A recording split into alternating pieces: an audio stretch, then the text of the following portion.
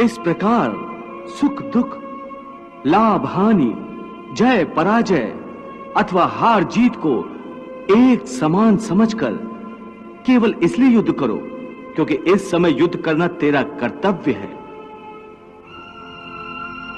और यदि इस मानसिक वृत्ति से इसे अपना धर्म समझकर युद्ध करोगे तो तुम्हें उसका पाप नहीं लगेगा।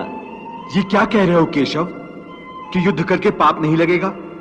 युद्ध में तो इतनी हिंसा होगी, लाखों प्राणियों की हत्या होगी, फिर मनुष्य उसके पाप से कैसे बचेगा?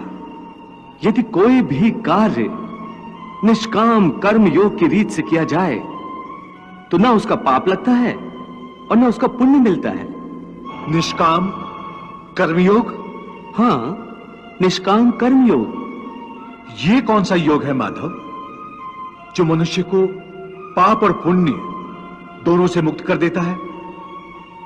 ये एक गूढ़ विद्या है पार्थ। जो इसके रहस्य को समझ लेता है वो इस संसार में रहते हुए भी, संसार के सारे कर्म करता हुआ भी कर्म फल के बंधन से मुक्त रहता है।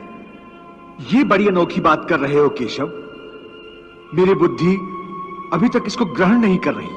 क्योंकि तुम्हारी बुद्धि पर अभी तक आसक्ति का पर्दा पड़ा हुआ है। और जो निष्काम कर्मयोग मैं बता रहा हूं उसकी बुनियाद ही निरासक्ति के आधार पर रखी गई है। हे अर्जुन, इस निरासक्ति योग को समझ लोगे तो तुम्हारे जीवन में पूर्ण शांति आ जाएगी। हे माधव, इस योग की साधना कैसे करते हैं? इस योग के नियम क्या है? उसकी साधना के लिए कोई हजारों वर्षों की तपस्या की आवश्यकता नहीं। इसकी साधना तो एक ही क्षण में हो जाती है। एक ही क्षण में? हाँ, एक ही क्षण में। जिस क्षण में प्राणी अपने मन का रवैया बदल लेता है वही क्षण। परंतु हे केशव, कोई भी मनुष्य एक ही क्षण में आसक्ति को कैसे छोड़ सकता है? जब वो कर्म करता है तो उसके फल की आसक्ति तो उसे कर्म का हिस्सा होती है, जिसके अंतर्गत फल पाने की इच्छा से ही कर्म करता है। हे अर्जुन, बस यहीं से निष्काम कर्म योग की साधना शुरू होती है।